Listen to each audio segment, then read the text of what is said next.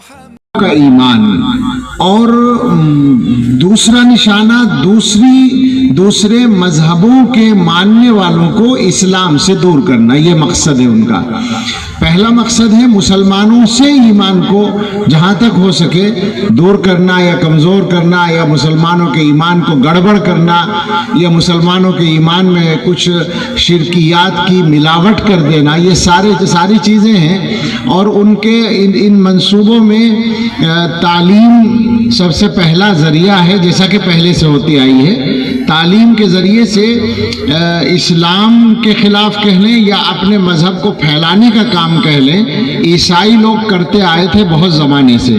جب ہندوستان میں مغلیہ سلطنت تھی اس وقت سے عیسائیوں کے اسکول بھی چل رہے تھے، لیکن اب ہمارے ہندو بھائیوں نے، بلکہ یوں کہنا چاہیے ہندوستان میں حکومت کرنے والی طاقت نے اور حکومت کرنے والے ذہن نے بھی اس طریقے کو اپنا لیا اور سمجھ لیا ہے۔ اب جو ہمارے ملک کی تعلیمی پالیسی ہے وہ عالمی طاقتوں کی تعلیمی پالیسیوں کا ہی ایک نمونہ ہے، اور اس میں مزید رنگ بھر دیا گیا ہے ہندوستان کی ہندو مذہب کی قدیم تعلیمات اور دیومالائی کہانیوں اور ان کی اپنی شخصیات اور ان کے اپنے عقائد اور ان کی تمام اس طرح کی چیزیں جو کسی مسلمان کے لیے اس کا ایمان ہی ختم کرنے والی ثابت ہو سکتی ہیں، وہ ساری چیزیں اس میں بھر دی گئی ہیں۔ بالکل سادہ لفظوں میں سمجھ لیں آپ۔ میں علماء سے کہوں گا کہ تعلیمی پالیسی کو پڑھیں۔ ہندوستان کی جو نئی تعلیمی پالیسی ہے وہ اردو میں بھی دستیاب ہے، ہندی میں بھی ہے اور انگریزی میں تو ہے ہی۔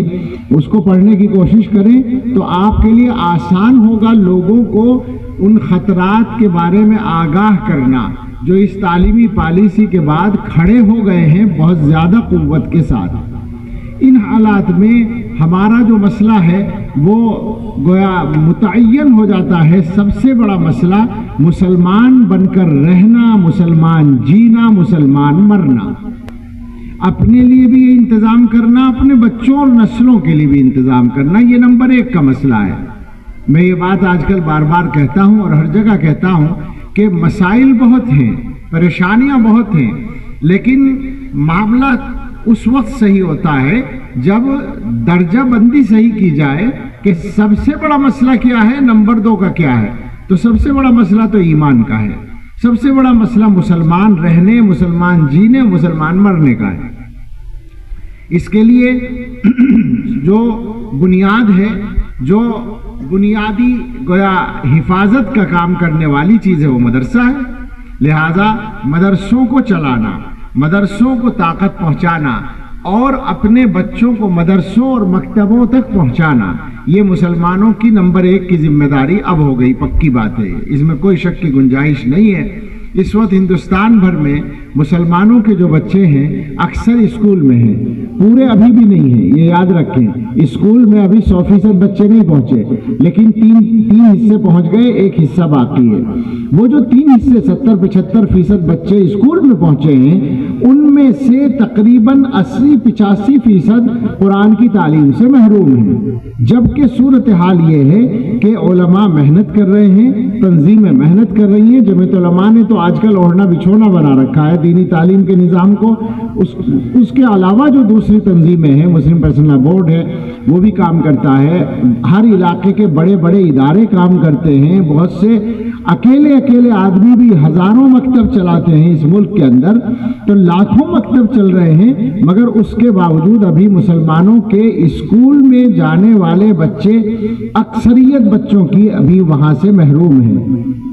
آپ سب لوگ اپنے گھروں کے بارے میں چوکس رہیں اور یہ طے کر کے اٹھیں۔ اگر اس جلسے کا کوئی آپ پیغام سمجھنا چاہتے ہیں تو وہ یہ ہے کہ یہاں سے یہ طے کر کے اٹھیں کہ اپنے ہر بچے کو دینی تعلیم سے ہم کبھی بھی محروم نہیں رکھیں گے، پڑھائیں گے انشاءاللہ۔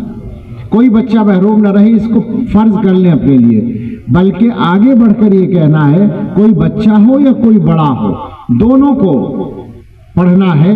قرآن تو ضرور پڑھنا ہے، قرآن کا جتنا حصہ نماز کے لیے ضروری ہے اتنا پڑھنا، اور مسائل جو نماز، روزہ، زکوٰۃ، حج اور تجارت اور کاروبار اور نکاح، شادی، بیاہ، معاملات، ان سب کے لیے جتنے مسائل سیکھنا ضروری ہے یعنی شریعت پر چلنے کے لیے، ان سب کا سیکھنا فرض عین ہے. یہ یاد رکھیں، ادھر ادھر کی باتوں کو چھوڑیں، یہ فرض عین پورا نہیں ہو رہا ہے. اس کے بعد ایک بات اور کہنے کی ہے، برائیوں کی طرف ذرا دھیان دیں. برائیوں کی وجہ سے ایمان کمزور ہوتا ہے، گناہوں سے ایمان کمزور ہوتا ہے اور شیطان کو کامیابی ملتی ہے. ہمارے پورے ملک میں جو مصیبت ہے اس وقت میں، نشے کی مصیبت ہے، سودی قرضے کی مصیبت ہے. میں چونکہ بات کو ختم کرنا چاہ رہا ہوں اس لیے ایک ایک جملے میں نمٹا رہا ہوں، ورنہ پورے ملک میں میں ذاتی طور پر آپ کو بتا سکتا ہوں کہ میں نے پورے ملک میں جا کر پوچھا ہے. جب بھی کسی نئی جگہ پہنچا ہوں گزشتہ 5 7 8 سال کے عرصے میں، تو کشمیر سے کیرلا تک میں گیا ہوں، آسام اور تریپورے سے گجرات اور راجستھان تک گیا ہوں، بیچ کے ملک میں گیا ہوں. کوئی چھوٹا بڑا جلسہ، کوئی چھوٹی بڑی آبادی ایسی نہیں ملی ہے جہاں کے رہنے والوں نے یہ کہا ہو سوال کے جواب میں کہ ہمارے یہاں سودی قرضہ نہیں ہے مسلمانوں میں. کوئی نہیں ملی ایسی جگہ، ابھی تک نہیں ملی. اور کوئی جگہ ایسی نہیں ملی جہاں کے لوگوں نے یہ بتایا ہو کہ ہمارے یہاں نشہ نہیں ہے. کیا کریں آخر، بڑی مشکل بات ہے. تو ان چیزوں کے بارے میں بہت زیادہ ہوشیار ہونے کی ضرورت ہے.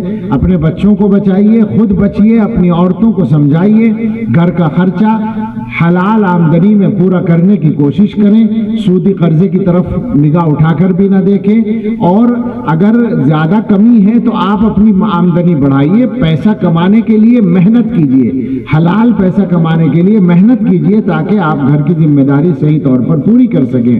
اور اس کے بعد یہ یاد رکھیں کہ جس طرح دنیا کی ضرورتیں پوری کرنا یہ آپ کی ذمہ داری ہے، اپنے گھر والوں کی دنیا کی ضرورتیں پوری کرنا ذمہ داری ہے. اس ذمہ داری سے بڑی ایک اور ڈیوٹی ہے، اور وہ ہے گھر والوں کو اور اپنے آپ کو دوزخ سے بچانے کی، جہنم سے بچانے کی. یہ ڈیوٹی اس ڈیوٹی سے بھی بڑی ہے اور زیادہ لمبی بھی مدت کی ہے، زیادہ لمبی زندگی کے لیے ہے، زیادہ ضروری ہے. اس پر ذرا دھیان دیں. خود دیندار بنیے، اپنے گھر والوں کو نرمی سے سمجھا کر دین پر لائیے، عورتوں کو پردے پر لائیے، نماز پر لائیے، حلال آمدنی پر گزارا کرنے کی طرف لائیے، اور اپنے بچوں کو برائیوں سے بچانے کی فکر کیجیے. تو امید ہے کہ اللہ تعالی ہم سب سے راضی بھی ہوں گے اور ہمارا انجام اچھا ہوگا. ورنہ دنیا نے ہمیں جس راستے پر دھکیل دیا ہے وہ انتہائی خطرناک صورتحال بنتی جا رہی ہے. اور ان سب چیزوں کے لیے خالی باتیں کافی نہیں ہوتی. خدا کے واسطے زندگی کا تھوڑا سا نظام بدلیے. جس طریقے سے دنیا کے کاموں کے لیے صبح سے شام تک اپنا ٹائم لگاتے ہیں، روزانہ کوئی آدھا گھنٹہ کسی اللہ والے سے یا کسی عالم دین سے ملاقات کا بھی تو رکھ لیجئے. ہمارے مسلمان بھائیوں کے 24 گھنٹے میں نہیں، پورے 7 دن میں، ہفتے میں، بلکہ پورے مہینے میں 1 گھنٹہ بھی تو نہیں ہے جس میں دین سیکھنے کے لیے، دینی تربیت حاصل کرنے کے لیے، اپنی برائیوں کی اصلاح کے لیے اللہ والوں کے پاس جاتے ہوں. زیادہ سے زیادہ جائیں گے تو دعا کرانے جائیں گے، اس کے علاوہ کوئی مصرف نہیں اللہ والوں کا. عجیب بات ہے. رائے پور کے کیا کہتے ہیں بزرگوں کی نسبت کی وجہ سے بھیڑ لگی رہے گی. کیا کرنے آئیں گے؟ دعا کرانے آئیں گے. اور کس کام کے لیے آتے ہیں بھائی؟ اپنی اصلاح کے لیے آؤ تو ٹھیک ہے، دعا تو اپنے گھر پہ کر لو، اللہ سب جگہ سنتا ہے. تم خود اپنا اللہ سے تعلق صحیح کرو، اللہ سے تعلق مضبوط کرو. عجیب بات ہے یہ کہ جو اصل مقصد ہے اس کو پیچھے ڈال رکھا ہے. اللہ والوں کے پاس جائیے تاکہ اپنی برائیاں دور ہوں، یہ نیت کر کے جائیے تاکہ حالات ٹھیک ہوں. یہ اس پر زیادہ محنت کی اور توجہ کی ضرورت ہے. میں نے ایک آیت پڑھی ہے، شاید وہ ان سارے مضامین کے لیے کافی ہے. اللہ تعالیٰ فرماتے ہیں اے ایمان والو، ترجمہ کر رہا ہوں، اے ایمان والو اللہ سے ڈرو اور ہر آدمی غور کر لے کل کے لیے کیا بھیج رکھا ہے، اور اللہ سے ڈرو، اللہ تمہارے اعمال کو جانتا ہے. اور ان لوگوں کی طرح مت ہو جاؤ جنہوں نے اللہ کو بھلایا تو اللہ نے ان کو ان کی ذات سے غافل کر دیا. ایسے لوگ جو ہیں وہ نافرمان ہیں. اللہ تعالیٰ کی طرف سے یہ سزا ہوتی ہے. اگر بندے اللہ کو بھلاتے ہیں تو اللہ تعالیٰ بندوں کو ان کی اپنی ذات بھلا دیتے ہیں. انہیں اپنا نفع نقصان یاد نہیں رہتا، وہ گناہ بھی کرتے ہیں، وہ برائیاں بھی کرتے ہیں اور انہیں احساس نہیں ہوتا. یہ اللہ کی طرف سے سزا ہوتی ہے اللہ کو بھولنے کی. تو تو اللہ کو یاد کرنے کی فکر کریں، اپنے بزرگوں کے نقش قدم پر چلیں۔ اللہ تعالیٰ اپنا فضل فرمائے، ہم سب کو صحیح فہم، صحیح سمجھ اور علم نافع عطا فرمائے۔ اللہ اس ادارے کو آباد رکھے۔ حضرت مولانا ظہور صاحب رحمۃ اللہ علیہ کی اللہ قبر کو ہر طرح منور فرمائے اور رحمت کی بارشیں نازل فرمائے، اور ہم سب کو اپنے فضل و کرم سے نوازے۔ آمین۔ وآخر دعوانا ان الحمد للہ رب العالمین۔